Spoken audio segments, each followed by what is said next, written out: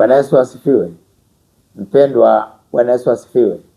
Yesu amefufuka. Amefufuka kweli kweli, haleluya. Kristo amefufuka. Amefufuka kweli kweli, haleluya. Leo ni tarehe 4, ni tarehe 5 mwezi wa 4. Ni tarehe ambayo tunakumbuka, ni kumbukizi la kufufuka kwa Bwana wetu Yesu Kristo baada ya kufa, siku ya Ijumaa. Na leo ni siku kubwa mno.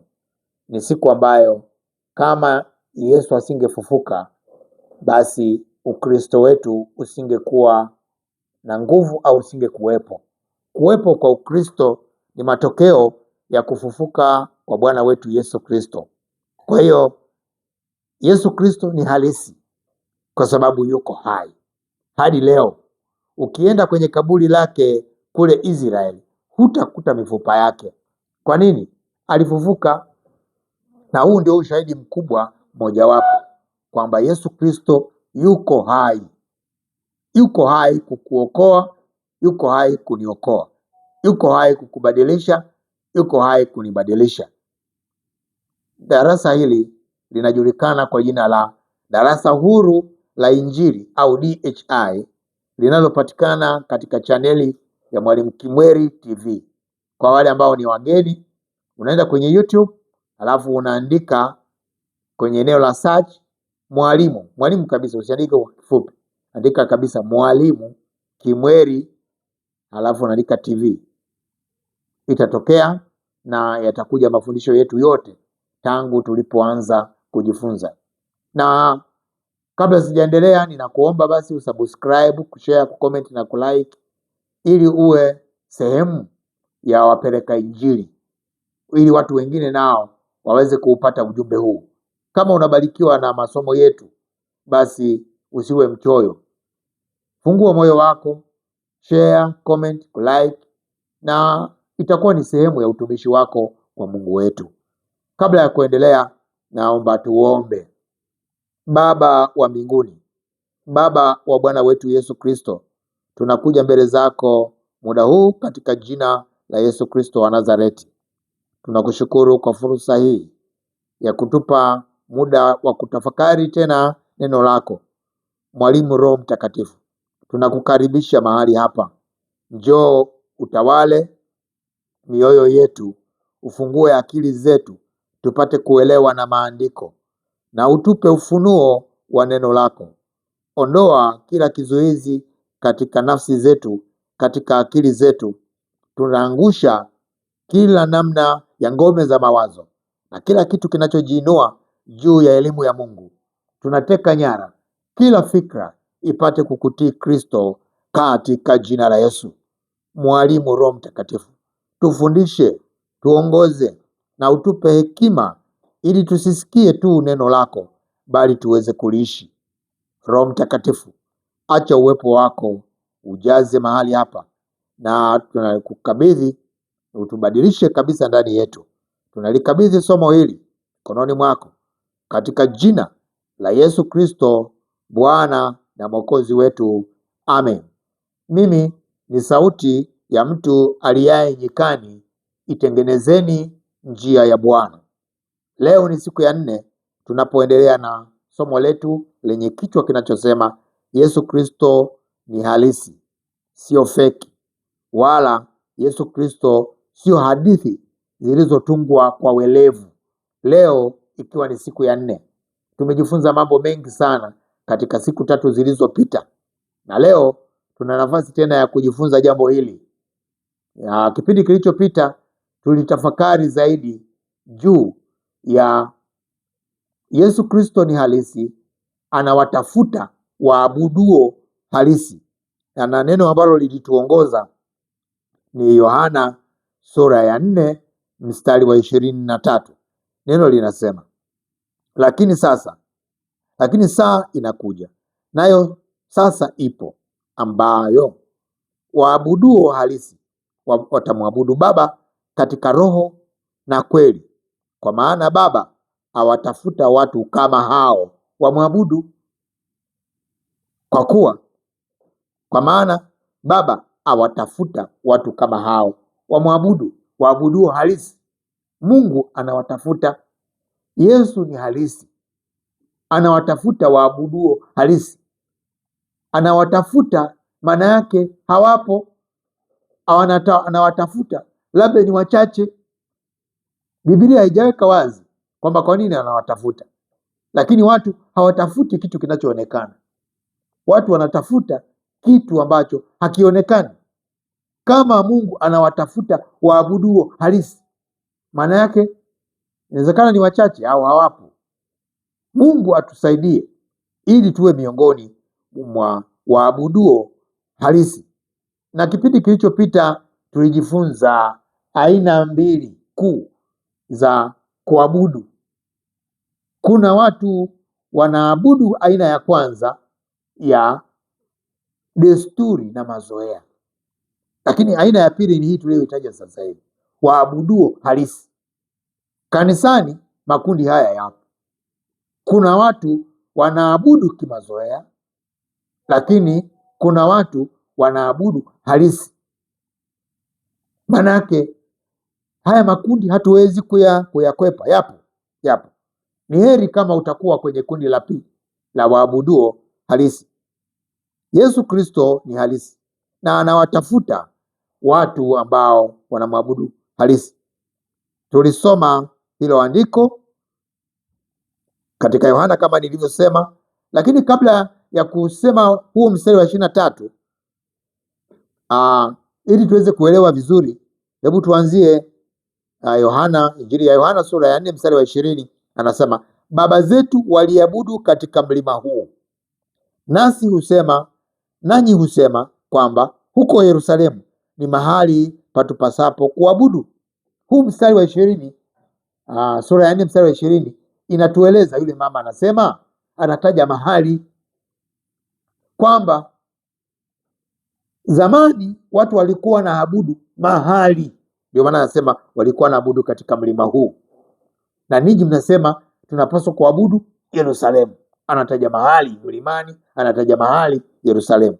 Mstari wa 21 anasema, Yesu akamwambia, mama, unisadiki, saa inakuja ambayo hamtamwabudu Baba katika mlima huu wala Yerusalemu. Yesu anapangua kwamba huko tunakokwenda sasa hivi, huo ni ukweli na muda umefika. Badiliko lipo. Hamtaabudu tena mahali mlimani, hamtaabudu tena mahali Yerusalemu. Mungu ameleta badiliko katika mstari wa 21 kwamba haitatokea hivyo tena. Mstari wa 22 sasa nasema, ninyi mnaabudu msichokijua, sisi tunaabudu tukijuacho, kwa kuwa wokovu watoka kwa Wayahudi. Ndipo sasa anaingia ule mstari wa 23, anasema, lakini saa imekuja, nayo sasa ipo, ambapo waabuduo halisi watamwabudu Baba katika roho na kweli, kwa maana Baba awatafuta watu kama hao wamwabudu. Tulisoma huu mstari na tulitafakari, na kama unakumbuka nilisema Mungu ana kiu ya kuabudiwa, na kwa sababu ana kiu ya kuabudiwa, ndani ya kila mwanadamu kaweka kiu ya kumwabudu Mungu, kama tulivyosoma katika Zaburi ile ya 42 mstari wa 1 hadi wa 3 na kuendelea. Kwa hiyo Biblia inatufundisha aina kuu mbili za kuabudu. Aina ya kwanza ya kuabudu kanisani, katika imani ya Kikristo. Katika imani nyingine sijui, na mimi wala sitaki kuingilia huko, lakini katika Ukristo ndani, ukichungulia kanisani unakuta aina hizi mbili za kuabudu. Kwanza ni kuabudu kimapokeo au kwa utu wa nje, kujionyesha kwa utu wa nje, na hii ni aina ya ibada ambayo hufanywa kwa mdomo tu au kwa matendo ya nje tu. Rohoni hakuna chochote, hakuna kumkaribia Mungu. Roho iko mbali kabisa, ila unafanya watu wakuone kwamba unaabudu. Ndio maana maandiko, Yesu mahali pengine anakemea katika Mathayo 15:8 anasema hivi, watu hawa huniheshimu kwa midomo, ila mioyo yao iko mbali nami, nao waniabudu bure, wakifundisha mafundisho yaliyo maagizo ya wanadamu. Naona Yesu hapa analaumu Anawaambia watu hawa wanaoniabudu kwa midomo yao tu, lakini mioyo yao wameninyima. Mungu anataka ibada ya moyoni. Wewe unampa ibada ya maneno na matendo ya nje. Hapa Yesu anakuona na kukuweka katika fungu la kuomba au kuabudu kimazoea au kuabudu kimapokeo. Na Yesu analaumu hapa kwamba waniheshimu kwa midomo. Kanisani leo yako makundi kabisa, wanamheshimu Yesu kwa midomo, wanasema tu. Mtu mmoja alisema Yesu akija siku ya Jumapili, Wakristo wengi sana wataenda mbinguni, kwa sababu wanataka Yesu amkute kanisani, wanamwabudu, na wakitoka wanamwacha kanisani. Hii ni tabia moja mbaya sana. Katika Agano Jipya, unakwenda na Yesu kanisani, unatoka naye. Manake hali utakayokuwa nayo kanisani ndio utakayokuwa nayo njiani, ndio unayotakiwa kuwa nayo kazini. Ndio maana tunasema kwamba Ukristo sio dini. Ukristo ni maisha ya kila siku. Uishi Kikristo njiani, uishi Kikristo kazini, uishi Kikristo kanisani.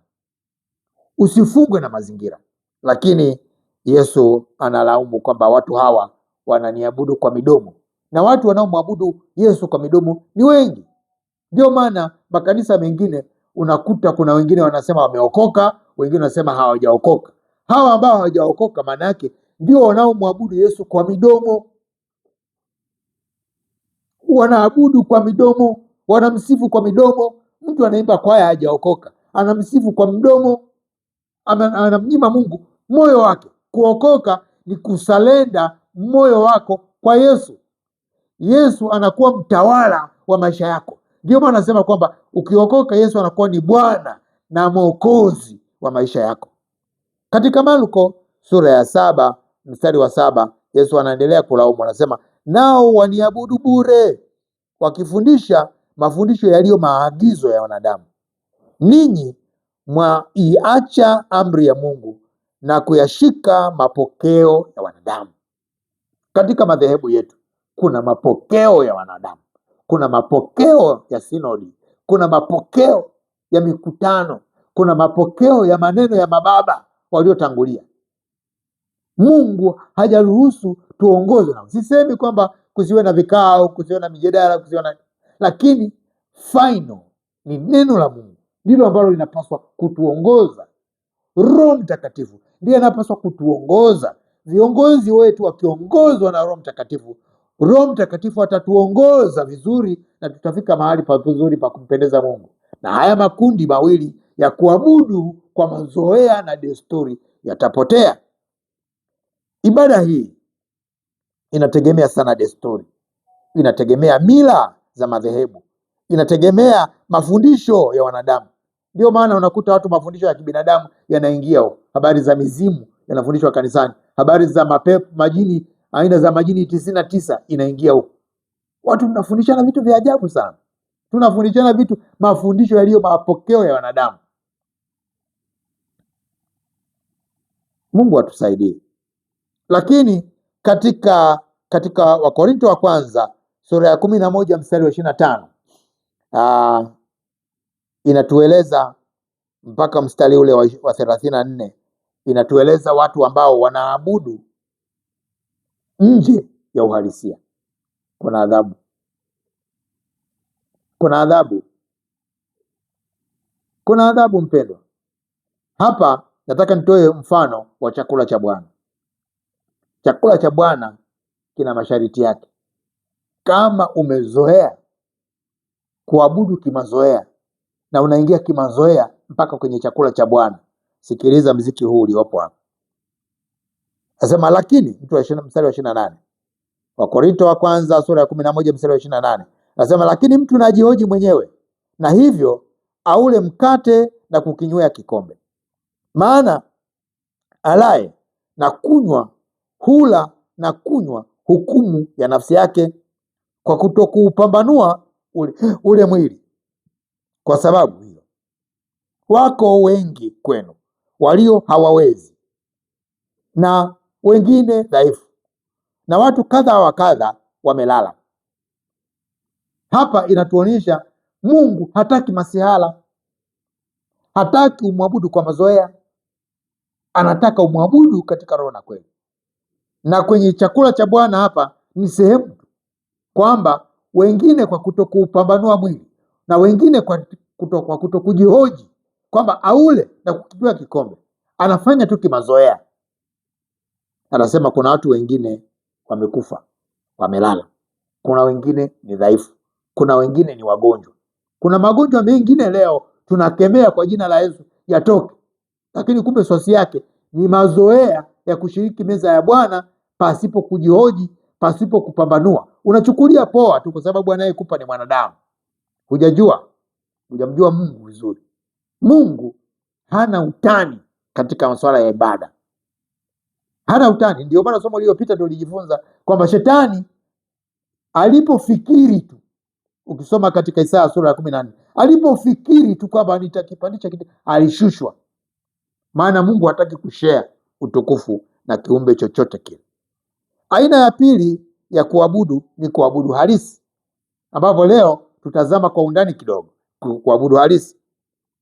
Tunasoma maneno haya kuthibitisha aina hii ya pili ya kuabudu, ambayo ni kuabudu halisi katika Yohana, Injili ya Yohana tuliyosoma hapo juu, sura ya 4 mstari wa 23, anasema lakini saa inakuja, nayo saa ipo, ambapo waabudu halisi watamwabudu Baba katika roho na kweli, kwa maana Baba awatafuta watu kama hao wamwabudu.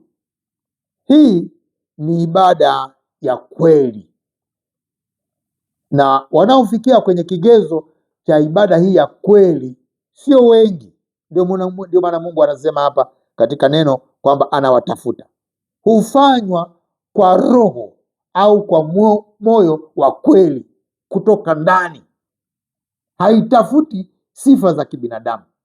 Hii ni ibada kutoka moyoni, inatoka moyoni kwa unyenyekevu na uaminifu mkubwa, na inalenga kumpendeza Mungu, sio kuonekana kwa watu. Inalenga kumpendeza Mungu wa kweli. Kumbuka, Mungu yuko interested zaidi, anavutiwa zaidi na ibada ya moyoni, kwa sababu Mungu anaangalia moyo. Katika masomo yaliyopita tulijifunza utu wa ndani na utu wa nje. Utu wa ndani ndio wewe mwenyewe. Kwa hiyo ibada ya utu wa ndani ambayo ni wewe mwenyewe ndio Mungu anayoitazama. Ukisoma katika Samueli wa kwanza sura ya 16 mstari wa 7 inatueleza hapa, lakini Bwana akamwambia Samueli, usimtazame uso wake wala urefu wake wa kimo chake, kwa maana mimi nimemkataa. Bwana haangalii kama wanadamu waangaliavyo, maana wanadamu hutazama sura ya nje, bali Bwana hutazama moyo. Ndio maana Mungu anasikiliza zaidi ibada au kuabudu kutoka moyoni, kutoka rohoni. Na wanadamu huangalia kwa nje, lakini Mungu yeye anaangalia kwa ndani. Kwa hiyo kuabudu na kusali katika Biblia ni jambo la ndani, wala sio la nje. Ni jambo la ndani, la moyo, la roho, mbele za Mungu na sio mbele za wanadamu. Maombi ya kweli ni yale ambayo hayaanzii kwenye maneno mengi, yanaanzia moyoni na kumwelekea Mungu. Kauli hii inaeleza kanuni muhimu sana ya kibiblia kuhusu maombi na kumwabudu Mungu. Maana yake ni kwamba Mungu haangalii kwanza wingi wa maneno kwa nje, bali anaangalia moyo wa mtu anayesali. Biblia inathibitisha kuwa Mungu haangalii moyo tunaposoma katika Mathayo sura ya 6 mstari wa 5 hadi ule wa 8. Kuna mistari mizuri sana ambayo leo tutaitafakari kwa undani zaidi. Anasema hivi, Mathayo sura ya 6 mstari wa 5, tena msalipo, kusali na kuabudu ni sawa, msiwe kama wanafiki, kwa maana wao wapenda kusali hali wamesimama katika masinagogi na katika njia panda, pembe za njia, ili waonekane na watu, ili waonekane na watu. Hiyo ni kuabudu kwa mazoea na kuabudu kwa nje. Amini nawaambia, wamekwisha kupata thawabu yao. Bali wewe usalipo, ingia katika chumba chako cha ndani, na ukisha kufunga mlango wako, usali mbele ya Baba yako aonaye sirini, na Baba yako aonaye sirini atakujazi. Mstari wa 7, nanyi mkiwa katika kusali, msipayuke payuke kama watu wa mataifa, maana wao hudhani ya kuwa watasikiwa kwa sababu ya maneno yao.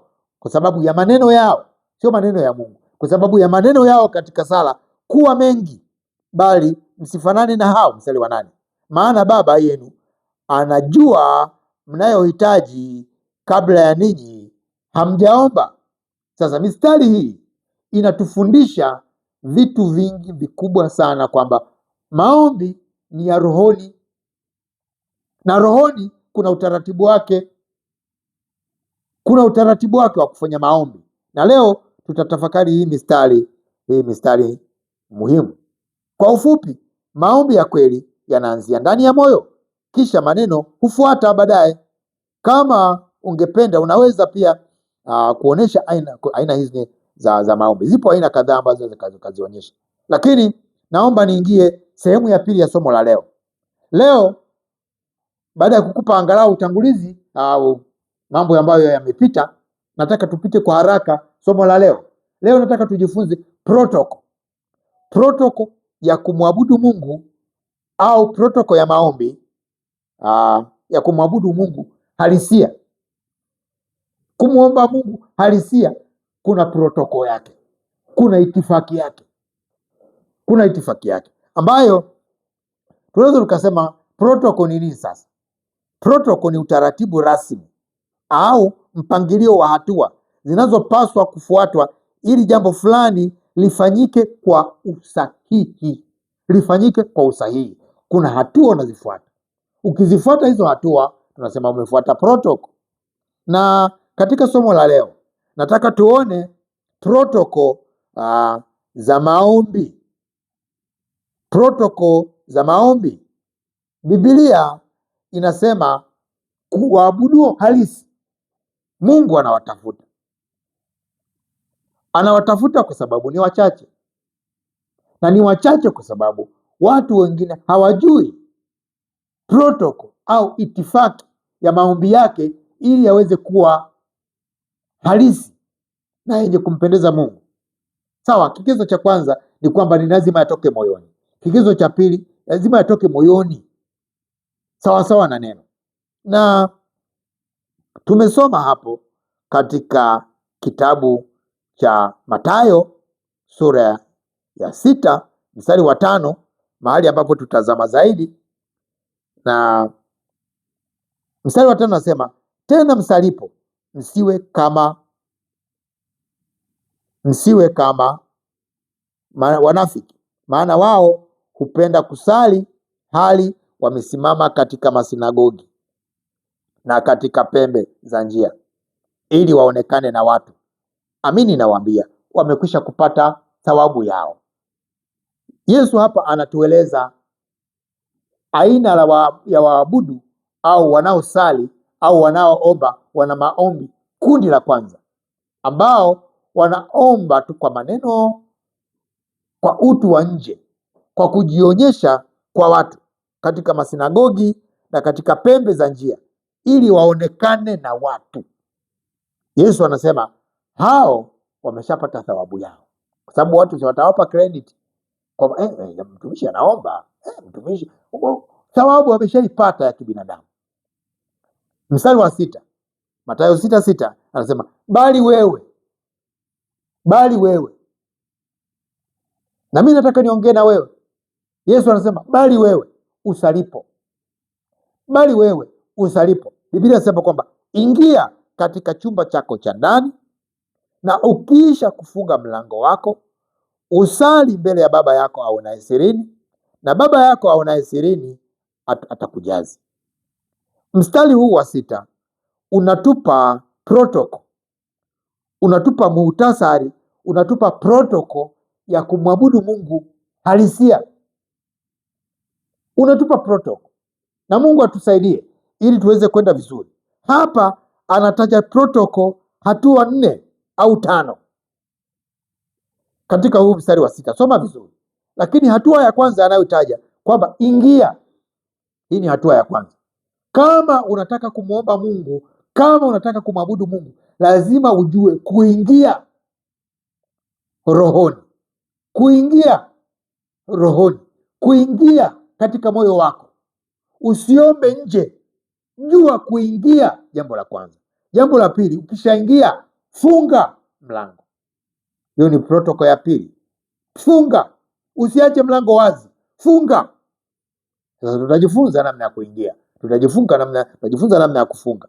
Lakini jambo la tatu anasema ndipo sasa uombe, na sio kuomba tu, uombe mbele za Mungu wako aonaye siri. Sio uombe mbele za watu ukitafuta sifa za kibinadamu, uombe mbele ya Baba yako aonaye siri.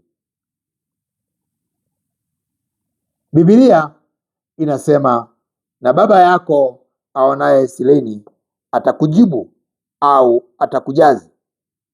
Kwa hiyo hatua ya kwanza katika protokoli ya kumwabudu Mungu, lazima ujifunze kuingia. Tunasoma hivi katika Mathayo sura ya 6 mstari wa 6a, anasema bali wewe usalipo au bali wewe unapoabudu, kwanza ingia katika chumba chako cha ndani. Ingia, jifunze kuingia. Na nini ya darasa hili?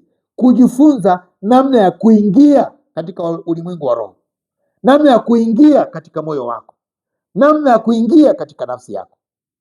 Unajua kuingia katika ulimwengu wa roho watu wengi hawajui. Ni rahisi kuliko kuingia kwenye chumba chako cha kulala. Ulimwengu wa roho kuingia ni rahisi sana sana sana. Ndio maana Yesu anasisitiza hapa, kwa sababu ni kitu rahisi. Kabla ya kuomba, jifunze kuingia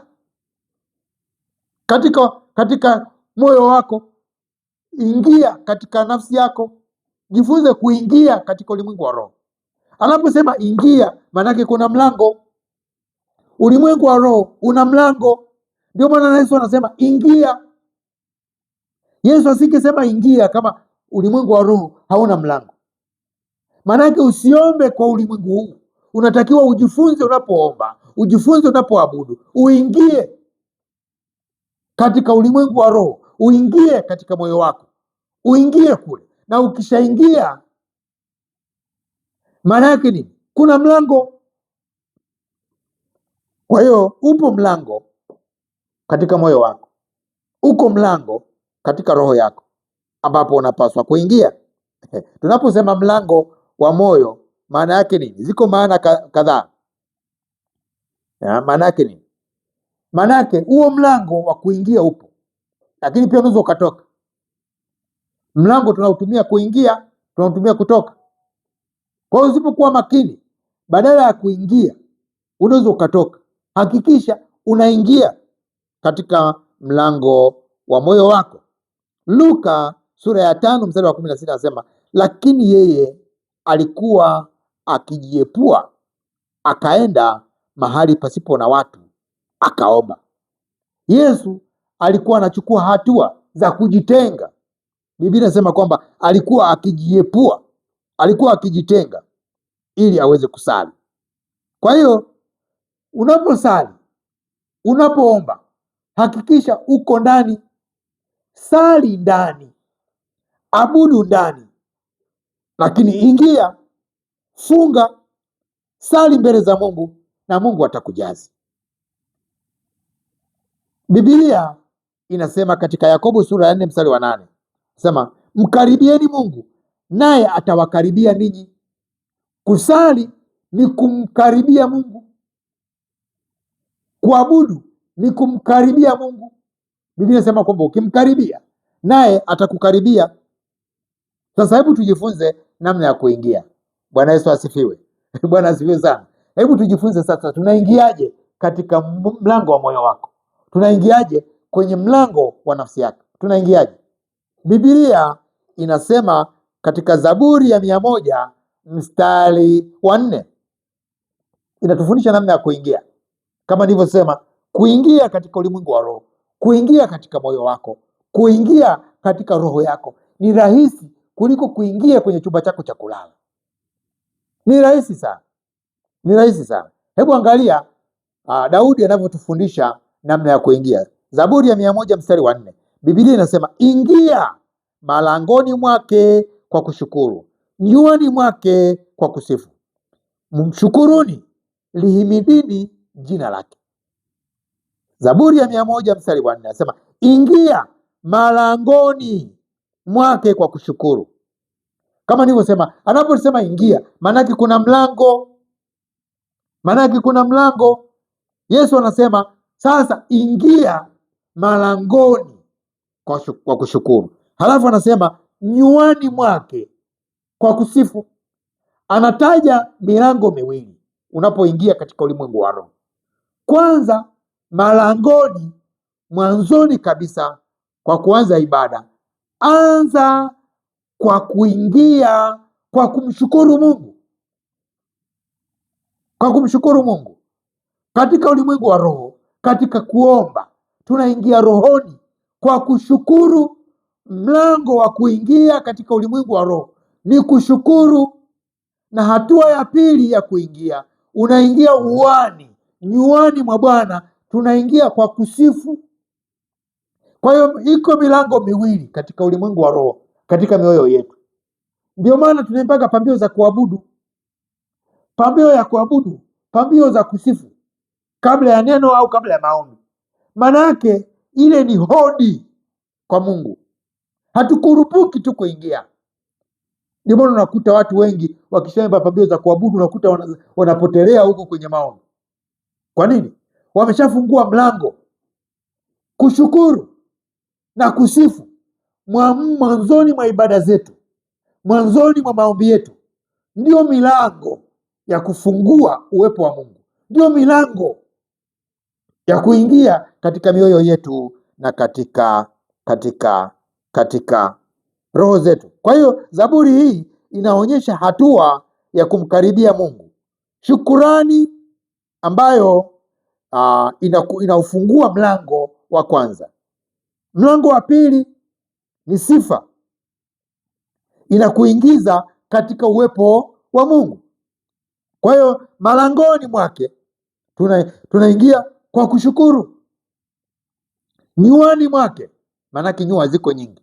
Ukiwa mmoja ni ua, zikiwa nyingi ni nyua, sio kafikiri neno jipya.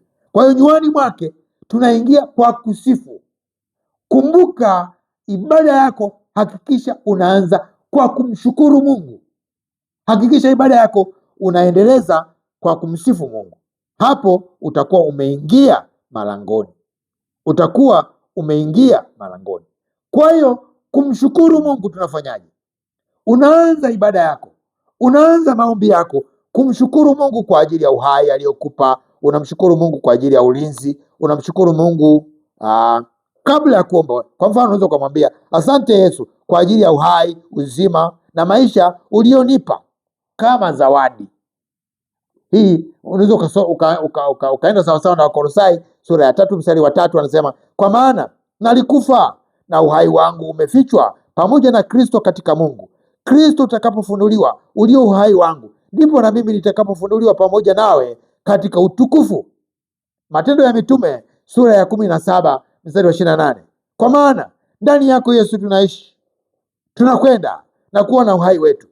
Asante Yesu kwa sababu ninalindwa na nguvu zako. Unaendelea kumshukuru Mungu. Asante kwa ajili ya baraka, asante kwa ajili ya fedha ulizonipa, asante kwa kunilipia madeni yangu, asante kwa ajili ya uponyaji wako. Unaweza ukamshukuru Mungu kwa mambo mengi. Asante Yesu kwa uponyaji, asante kwa chakula ulichonipa, asante kwa riziki ulizonipa, asante kwa kunisamehe dhambi, asante Yesu kwa ajili ya familia yangu, asante kwa kazi ya msalaba, asante Yesu kwa sababu ulituokoa kutoka katika nguvu za giza, ukatuhamisha na kutuingiza katika ufalme wa mwana wa pendo lako. Huko ndiko kushukuru, na kushukuru kwa namna hiyo ndio mlango wa kwanza wa kuingia.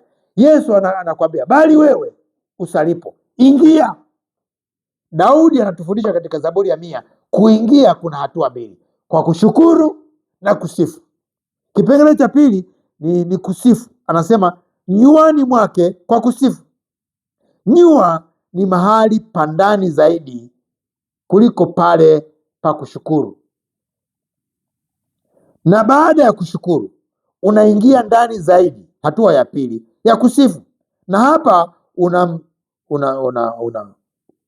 unamsifu Mungu, unaeleza ukuu wake, utukufu wake. Hapa unamshukuru kwa kufanya mambo mbalimbali, unaeleza ukuu wake, unaeleza upendo wake katika mpangilio mzuri wa rohoni. Unamshukuru Mungu. Kwa mfano, kwenye sifa unasemaje?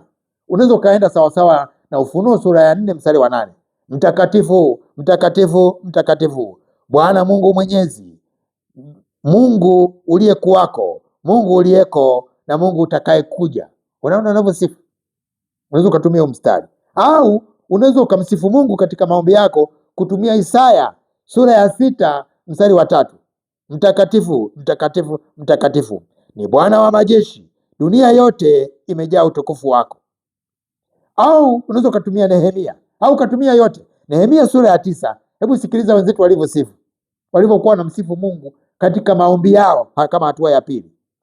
Nehemia 9:6 anasema, wewe ndiwe Bwana, wewe peke yako, wewe uliyefanya mbingu za mbingu pamoja na jeshi lako lote, dunia na vyote vilivyomo, bahari na vitu vyote vilivyomo. Nawe umevihifadhi vitu hivi vyote, na jeshi la mbinguni la kusujudu wewe. Umeona anavyomsifu Mungu Nehemia katika maombi yake. Angalia Ufunuo sura ya 15 mstari wa 3. Angalia anavyosifu wale malaika wanasifu. Asema ni makuu na ya ajabu matendo yako, Bwana Mungu Mwenyezi, ni za haki na za kweli njia zako, mfalme wa mataifa yote. Ni nani asiyekucha, Bwana, na kulitukuza jina lako? Kwa kuwa wewe peke yako mtakatifu. Kwa maana mataifa yote watakuja na kusujudu mbele zako, kwa kuwa matendo yako ya haki yamekwisha kufunuliwa. Umesikia hizo sifa? Watu wanajua kumsifu Bwana. Mungu anapenda kusifiwa. Tumia muda kujifunza wenzetu walimsifu vipi. Angalia Nyakati wa kwanza sura ya 29 mstari wa 10, anasema uhimidiwe Bwana Mungu wa Israeli baba yetu milele na milele.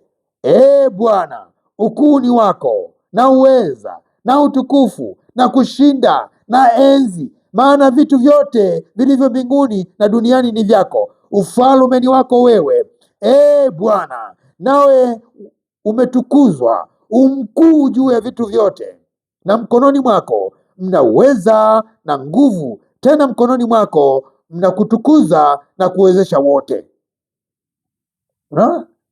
Petro wa kwanza sura ya 1 mstari wa 3 anasema uhimidiwe Mungu Baba wa Bwana wetu Yesu Kristo, ambaye kwa rehema zako nyingi ulituzaa mara ya pili, ili tupate tumaini lenye uzima kwa kufufuka kwake Yesu Kristo katika wafu.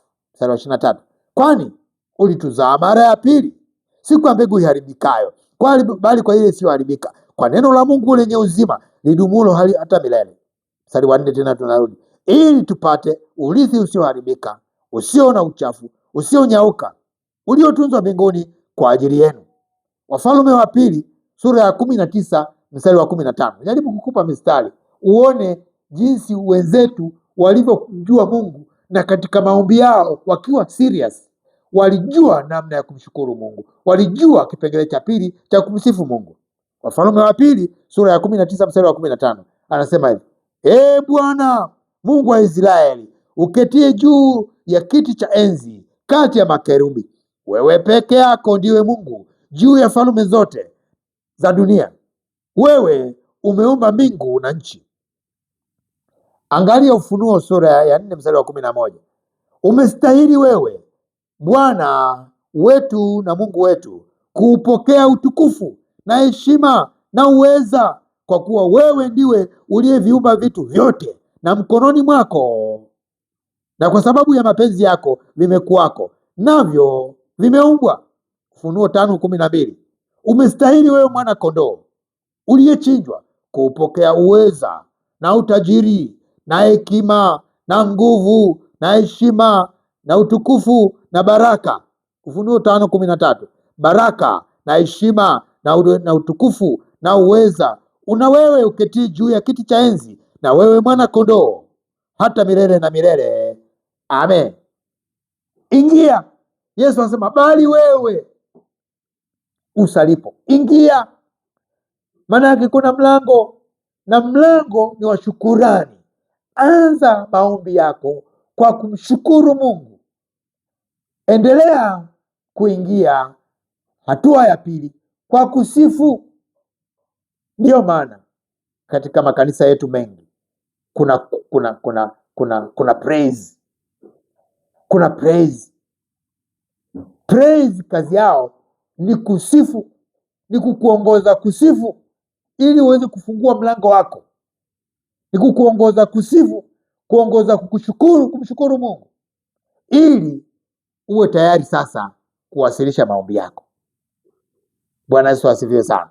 Hatua ya kwanza, protoko ya kwanza ya kuabudu. Ingia. Unajua kuingia? Roho Mtakatifu akusaidie ili ujue namna ya kuingia na ufanyie kazi. Hili somo ni la kufanyia kazi mara baada ya muda huu kuisha. Hatua ya pili ni funga mlango. Ukishaingia hatua ya kwanza, Yesu anasema ingia. Hatua ya pili anakuambia funga mlango wako, funga mlango wa moyo wako. Tunasoma hivi katika Mathayo sura ya 6 mstari wa 6, anasema bali wewe usalipo, ingia katika chumba chako cha ndani, na ukiisha funga mlango wako. Hatua ya pili, ukishaingia funga. Watu wengi wanajua kufungua, lakini wanajua kuingia. Hatua ya pili nayo ni muhimu sana. Unaweza ukaingia usipofunga mlango, ndugu yangu, bado uhalisia hautakuwepo. Jifunze na kufunga. Hapa nitamani nipate muda, lakini anaposema funga, maana yake nini? Anataka ufunge mawasiliano ya nje. Biblia inatueleza kwamba, au sayansi inatueleza kwamba mwanadamu ana milango 5 ya fahamu inayoingiza taarifa katika mwili wake. Sasa unapoingia katika maombi, kwenye moyo wako, kwenye roho yako, hakikisha mawasiliano na nje yanafungwa. Kwa hiyo ukishaingia funga. Na ndio maana wakati tu wadogo tulikuwa tunafundishwa kuomba kwa kufumba macho. Kufumba macho ili kukusaidie kupunguza interaction, kikasababisha usifunge. Kwa sababu gani? Utanielewa au utamwelewa Roho Mtakatifu vizuri. Unaweza ukaomba vizuri kabisa na watu wanaitikia amen, lakini mawazo yako kama hujafunga yanakwenda kununua mboga sokoni. Mwanadamu ni wajabu sana, anaweza akafanya vitu viwili vitatu kwa wakati mmoja. Sasa usipofunga hayo mawasiliano ya ndani, ili uweze kuconcentrate kwa Mungu peke yake, usiwe na mawasiliano, yaani ufunge mawazo yako ili uelekee kwa Mungu. Hata kama umeingia, bado hatua ya pili itakukamata. Kumbuka, Biblia inatufundisha kwamba mwanadamu anaweza akawa na roho zaidi ya 3, zaidi ya 2. Mwanadamu ana roho yake binafsi kama mwanadamu, roho ya kibinadamu iko ndani. Ndio maana Biblia inasema hakuna ajuaye mambo ya binadamu isipo roho ya binadamu iliyo ndani yake, na wala hakuna mtu anayejua mambo ya Mungu isipokuwa roho ya Mungu. Kwa hiyo mwanadamu anaweza akawa na roho yake ndani, anaweza akawa na roho ya Mungu, anaweza akawa na roho mchafu, roho ya adui. Mwanadamu anaweza akawa na roho 3 kwa wakati mmoja, na hizi zote zikiingia ndani zinabishana. Usipofunga hayo mawasiliano, utaendelea kuomba na bado roho zinabishana. Na kuokoka tafsiri yake ni kuongozwa na Roho Mtakatifu, kuondoa mabishano, na Roho Mtakatifu ndiye awe na kauli ya mwisho kule ndani. Unaweza ukaingia, kivumbi kiko kwenye kufunga. Zaburi ya 131 inasema hivi, hakika, Daudi anasema, hakika nimeituliza nafsi yangu na kuinyamazisha, kama mtoto aliyeachishwa kifuani mwa mama yake, kama mtoto aliyeachishwa, ndivyo roho yangu ilivyo kwangu. Chumba cha ndani cha moyo wako, ukishaingia huko ndani, lazima ufunge mawasiliano mengine. Daudi hapa anasema nimeituliza nafsi yangu na kuinyamazisha. Anaituliza kwa sababu inaleta fujo, na inaweza ikaleta fujo hata wakati unaomba. Anasema na kuinyamazisha, maana yake inapiga kelele. Unaweza ukaingia kabisa moyoni mwako, lakini kama nafsi yako inapiga kelele, hakuna utulivu. Huwezi ukaomba kwa utulivu, kwa ufanisi. Waabuduo halisi wanajua namna ya kuzinyamazisha nafsi na kuzituliza. Mungu atusaidie. Na zoezi hili sio gumu. Hili zoezi la kujituliza nafsi na kujinyamazisha sio gumu wala sio zito. Katika Zaburi ya 63 mstari wa kwanza sema, Daudi alimtafuta Mungu kwa hamu sana, kama mtu mwenye kiu. Chumba cha ndani cha moyo wako lazima kikupe kiu na kipaumbele kwa Mungu. Wazungu wanaita ile concentration. Unakuwa na focus kwa Mungu. Usiruhusu mawazo yatoke kwenda kuchochea mboga. Yaani unaomba unasema hivi, nikimaliza maombi hapa hivi nitaenda wapi? Umekufikiri unaomba au mnaomba watu kwenye maombi pale, lakini mawazo yako yanatoka nje kwenda kutafuta hela, kwamba unajua nikitoka niombe tu, nikimaliza hapa nikatafuta. Yaani unaweza ukawa unaomba mawazo yametoka. Ndio maana nasema ingia, funga hayo mawazo ili uwe na concentration. Ukiomba kuna utulivu, kuna kelele za madeni. Unaomba kuna kelele za mikoba. Ndugu yangu, hiyo ni hatari. Hiyo ni hatari kubwa sana. Lakini tatizo la umeme limetokea, lakini tunaendelea. Kwa hiyo ni lazima uhakikishe unakata mawasiliano yote ya mawazo, unakata mawasiliano yote ya fikra, unayakata. Tumepata umeme wetu wenyewe hapa, maisha yanaendelea. Asante sana, na Mungu akubariki. Na vyanzo vya kelele ni vingi katika mioyo ya watu. Usipojua namna ya kudhibiti, ndugu yangu, maombi yako hawezi kuwa na msingi. Vyanzo vya kelele, kwanza, wasiwasi na hofu. Ndio maana lazima uingie ukiwa uko safi. Wasiwasi, hofu, mashaka tupilia mbali. Au dhambi na hatia. Kama una dhambi, umefanya dhambi, una hatia, huwezi ukawa na utulivu ndani. Zaburi ya 32 mstari wa 3 anasema, niliponyamaza mifupa yangu ilikauka, ilichakaa, na kuugua kwangu mchana kutwa. Kwa maana mchana na usiku mkono wako umenilemea, jasho langu likakauka, hata nikawa kama nchi kavu wakati wa kaskazi. Hapo ni mambo ya dhambi, lakini majeraha ya kihisia yanaweza kusababisha maumivu yakakusaidia usiwe na utulivu katika maombi. Lakini unapotakiwa kufanya, cha msingi ni kuhakikisha kwamba kila vyanzo vinavyokusababisha usiwe na utulivu na kuconcentrate katika maombi ni hatari. Kama unataka uwe na maombi yenye tija, uwe na ibada sahihi, jifunze kuingia. 1.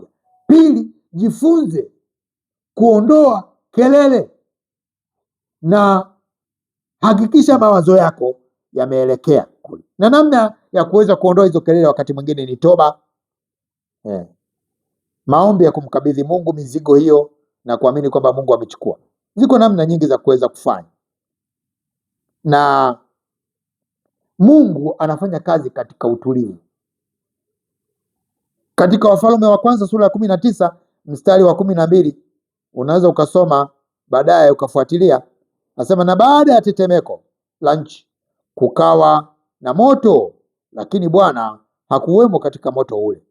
Na baada ya moto ule sauti ndogo ya utulivu, Utulivu wa nafsi kupatikana kwa kumtegemea Mungu, kuondoa mizigo ya dhambi na wasiwasi, na kujifunza kuitambua sauti ya Mungu ni muhimu sana.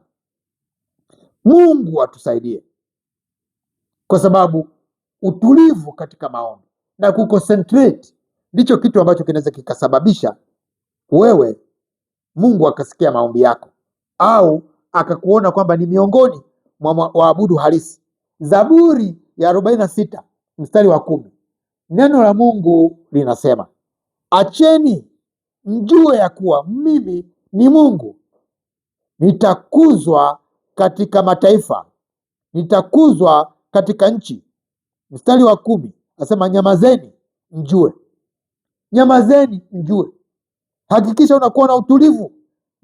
Wafalme wa kwanza sura ya 19 kama nilivyokusomea hapo juu. Kitu gani nataka kukazia hapa? Hakikisha utulivu unakuwepo. Ondoa kelele za ndani. Kwa nini? Kwa nini? Mungu hapatani na kelele. Mungu anapatana na utulivu. Utulivu huondoa kelele za mawazo na hofu. Utulivu huwezesha mtu kusikia hata sauti ya Mungu. Mungu anaongea na sisi sana, lakini kwa sababu mioyo yetu haina utulivu, ina kelele ndani, tunashindwa kutofautisha kwamba aliyesema ni mimi mwenyewe au ni shetani au ni Mungu. Lakini tukiwa watulivu, tunaweza tukapata nafasi nzuri zaidi. Epuka vurugu za ndani kama hasira na wasiwasi. Jifunze kumwamini Mungu hata kama huoni majibu ya moja kwa moja. Hatua ya 3, protoko ya 3. Muda umekwenda sana. Protoko ya 3, omba mbele ya Baba yako aonaye sirini. Hatua ya 3 ya protoko ya 3, kama unataka Mungu aweze kupokea ibada yako. Kwanza, Yesu amesema ingia. Pili, funga milango, kusiwe na mawazo yanakusumbua. 3, anasema omba mbele za Baba yako aonaye sirini. Omba mbele ya Baba yako aonaye sirini. Hili andiko au hii hatua ya 3 ya kuomba mbele ya Baba yako aonaye sirini inatupa mambo mawili. Kwanza, inatupa uhusiano. Katika Agano Jipya, Mungu ni baba yetu. Kwa hiyo ingia hatua ya 3 ya kuomba mbele ya Baba. Mungu awe ni baba na wewe ni mtoto. Usiombe kama mtumwa, omba kama Mungu ni baba yako, halafu Mungu yuko sirini, katika siri ya ndani. Sasa maana yake hatua ya 3 ni ya kuwasilisha. Sasa umeingia, umefunga milango. Hatua ya 3 sasa, omba mbele ya Baba aonaye sirini. Maana yake nini? Hata kama humuoni, yuko sirini, wewe omba kwa imani, maana anasikia, maana anaona, maana anajua mioyo yetu. Yeremia 23:24 anasema, je, mtu yoyote aweza kujificha mahali pasiri nisimuone? Asema Bwana. Je, mbingu na nchi hazikujazwa nami? Asema Bwana. Kwa hiyo unatakiwa uombe mbele, usiombe mbele za wanadamu. Hakikisha uko mbele za uwepo wa Mungu. Ukisema Baba katika jina la Yesu, hakikisha uko mbele za Mungu. Kuna watu wengine wanaomba, halafu kwa sababu mioyo yao haijatulia, anaomba hapo anasema hivi, Mungu ananisikia kweli? Na ile dhambi ya juzi. Mtu aliyeokoka, kazi ya kwanza ya mabadiliko ambayo Mungu anayafanya ndani akimruhusu ni kudhibiti sauti za ndani, ni kufukuza wapangaji wote, ni kufukuza wapiga kelele wote. Ndio maana mtu aliyeokoka vizuri ana utulivu wa nafsi, ana utulivu hata kama kuna jambo gumu baya namna gani lililotokea, ana utulivu wa ndani. Utulivu wa ndani ni hatua mojawapo ya mabadiliko anayopokea mtu ambaye ameokoka. Protoko ya 4, ya kwanza umeingia, Yesu anasema ingia. Hatua ya pili, funga. Hatua ya tatu, omba mbele za Baba yako aonaye sirini. Protoko ya 4 ninapomaliza ni kwamba Baba yako yuko sirini, lakini kwa sababu yeye kazi yake ni kuona moyo, yeye anaona unachokifanya. Usikifikiri ukiomba juani ndio Mungu anakuona, hata ukijifungia kwenye chumba. Kuna siku moja niliingia chumbani, kawazima taa, nikamwambia Bwana Yesu, hapa sasa sitaki sifa ya mwanadamu wala mtu yoyote. Nimezima taa, ni wewe na mimi. Nataka tuongee wewe na mimi live. Kwa hiyo nikaomba mpaka nikapata amani. Tafsiri yake ni omba mbele za Baba yako aliye sirini. Maana yake Mungu yuko sirini. Pamoja na kwamba yuko sirini, bali Mungu bado atakuwa anakuona. Samueli wa kwanza sura ya 16 mstari wa 7 anasema, lakini Bwana akamwambia Samueli, usitazame uso wake wala urefu wa kimo chake, kwa maana mimi nimemkataa. Bwana haangalii kama wanadamu waangaliavyo. Kumbuka hili siku zote, maana wanadamu huitazama sura ya nje, bali Bwana hutazama moyo. Mwanadamu hutazama sura ya nje, Bwana hutazama moyo. Kama umeingia vizuri kwenye moyo wako na umefunga milango ya moyo wako na moyo wako umeconcentrate kwa Mungu, halafu umeomba mbele za Baba yako aonaye sirini, hatua ya 5 anasema Bwana atakujazi. Maana yake Bwana atakulipa. Hii ni hatua ya 5 ambayo Bwana Yesu anaisema katika sura ile ya 6, Mathayo sura ya 6 mstari wa 6. Anatupa protoko za kumwabudu Mungu, protoko za maombi. Ukifanya dua, hakikisha unafuata hizi protoko. Ukifanya maombi, hakikisha unafuata hizi protoko. Ukifanya sala, hakikisha unafuata hizi protoko. Shukurani, maombezi, hii ndio protoko ya kumwabudu Mungu. Hii ndio protoko ya kusali. Hii ndio protoko ya maombi. Mpendwa, Mungu anawatafuta waabudu halisi. Tunashindwa kumwabudu halisi kwa sababu tunaabudu kimwili, tukitafuta sifa za kibinadamu. Ukisoma Mathayo ile sura ya 6 mstari wa 5, kwamba wanaabudu kwenye njia panda, pembezoni mwa njia, pembeni mbele ya masinagogi, ili watu wawatazame. Usiabudu watu wakutazame. Ingawaje unaweza ukaabudu mbele za watu, katikati ya soko unaweza ukaabudu rohoni na Mungu akapokea sala yako. Kinachotakiwa ni nini? Nani unataka asikie sala yako? Kuna watu wengine wanamuomba Mungu lakini wanatamani watu wawasikie. Biblia inasema wamekwisha kupata thawabu yao. Unapoomba usitamani mwanadamu asikie unavyoomba. Kama unajua kuomba, hapo utakuwa umepata sifa za kibinadamu. Tamani Mungu, kuwa na kiu ya kutaka Mungu ayasikie maneno yako. Haijalishi ni mawili. Hakikisha. Hivi umewahi kusikia ile sala ya Petro wakati anazama? Ile sala ya Petro wakati anazama, anamwambia Yesu niokoe. Wewe unafikiri ikwaje? Maneno machache sana aliyasema, na kwa maneno yale machache akajibiwa. Sala ya roho na kweli ya ndani, haijalishi wingi wa maneno. Unaweza ukaomba maneno machache katika uzito na concentration inayombariki Mungu na kumgusa Mungu.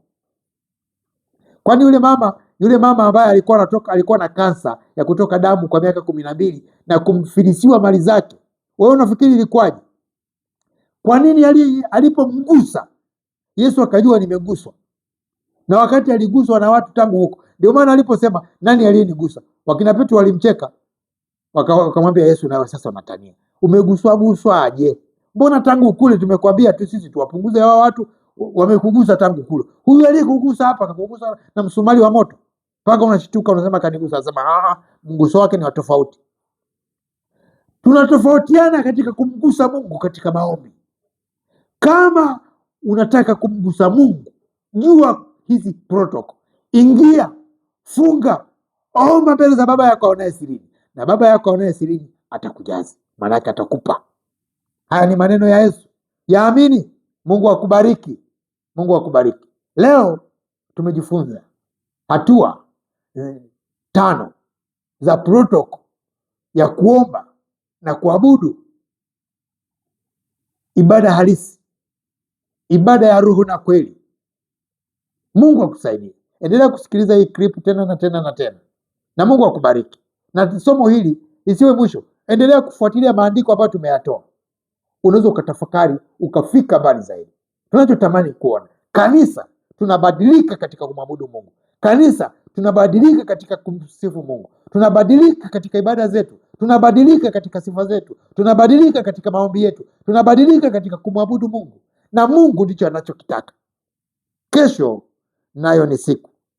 Mimi ni sauti ya mtu aliaye nyikani, itengenezeni njia ya Bwana. Mimi ni mjoli wa Bwana, Mwalimu Kimweri. Kwa mawasiliano piga simu au andika ujumbe 0756 760 855, 0756 760 855. Sasa Bwana wa amani mwenyewe na awape daima, na awape amani daima kwa njia zote.